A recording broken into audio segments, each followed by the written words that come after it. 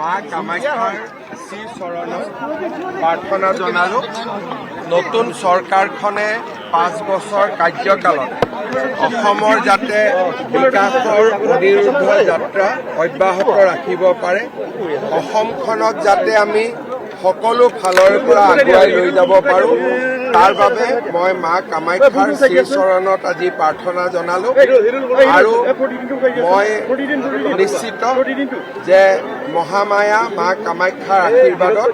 আমাৰ ৰাজ্যখন সকলো ফালৰ পৰা অহা 5 বছৰত আগবাঢ়ি যাব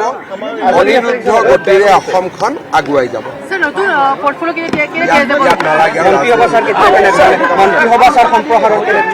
সময়ে সময়ে যোৱাকালি বোলে আপোনালোকে খবৰ লওক কিন্তু অসমৰ পেৰাৰ সোৱাদ ভাল